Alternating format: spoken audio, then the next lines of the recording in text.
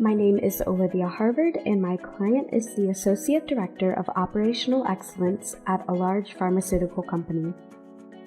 The Operational Excellence team supports field sales representatives in terms of operational tools. I chose to conduct my independent needs assessment project for a new global initiative at the company that involves the transitioning of field sales representatives from using a laptop and iPad to an iPad only. To conduct the needs assessment, I followed McGoldrick and Tobey's training needs assessment process. Step 1 is to conduct an external and organizational scan. In this phase, I gathered information from my colleagues to begin conceptualizing business needs. Step 2 is to collect data to identify business needs.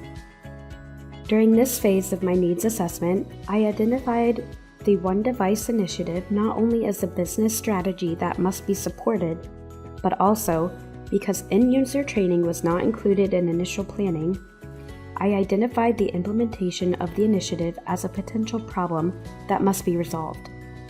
Step 3 is to collect data to identify performance, learning, and learner needs. During this phase, I collected extant and fresh data regarding current and desired job performance, knowledge, and skills, as well as information about the learner and learning needs to inform the potential training solution. Step 4 is to analyze the data. During this phase, I identified the performance and learning gaps, which indicated that the learners were not adequately prepared for the initiative to launch as planned. Step 5 is to identify potential training solutions. During this phase, I formulated training solutions that could realistically be implemented by the client. Some of these solutions include short, optional live training sessions offered at different times, or an asynchronous video or e-learning course. Step 6 is to deliver data analysis feedback. During this phase, I presented the data and training solution ideas to my client. The next step my client and I will take together is to create a change management plan for the initiative, one that includes a training solution. Through the process of conducting a needs assessment for a real client, I have learned to spend time carefully identifying the appropriate questions to ask in order to gather relevant information and, more importantly, to be respectful of my key contact's time. To understand the advantages and disadvantages of the different data collection methods. This helped me to avoid extraneous effort on my part as well as for those at the company who were providing information to me. To provide solutions that are realistic and feasible for the client to implement.